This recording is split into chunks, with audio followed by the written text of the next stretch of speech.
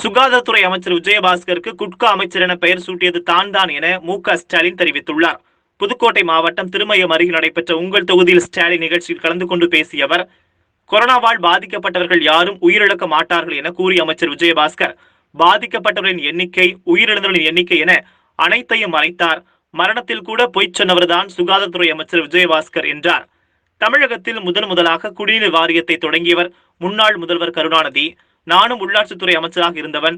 தன்னை பொதுமக்கள் உள்ளாட்சி நல்லாட்சி தந்தவர் என கூறுவார்கள். தற்போது உள்ளாட்சித்துறை ஊழல் ஆட்சியாக மாறியுள்ளது. ஊழல் செய்வதில் முதலமைச்சரை மிஞ்சியவர் உள்ளாட்சித்துறை அமைச்சர் எஸ்.பி. வேலுமணி என்றார். திமுக ஆட்சிக்கு வந்ததும் ஊழல் செய்தவர்கள் அனைவரும் சிறையில் இருப்பார்கள் என்றும், 10 ஆண்டு காலமாக தமிழகத்தை பாழாக்கியவர்கள் அதிமுகவினர் என்றார். வெற்றி நடைபோடும் தமிழகம் அல்ல, வெற்றி நடைபோடும் தமிழகம் என்றும் தெரிவித்தார்.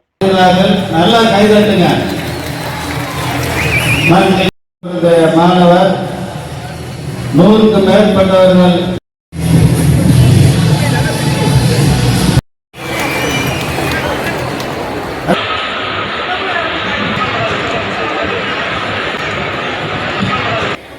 உங்க இடத்துல மைக்கு கொடுப்பாங்க. அந்த மைக்கை வாங்கி நீங்க பேசலாம். இடத்தையும் தாண்டி வெயில பல பேர் அங்கே நின்று இப்போ நீங்க இந்த அரங்கத்திற்குள்ள வந்து உட்கார்ந்து உள்ளாட்சி பொறுப்பு சரிந்து நிச்சயமா எதிர்கொள்ள முடியாது.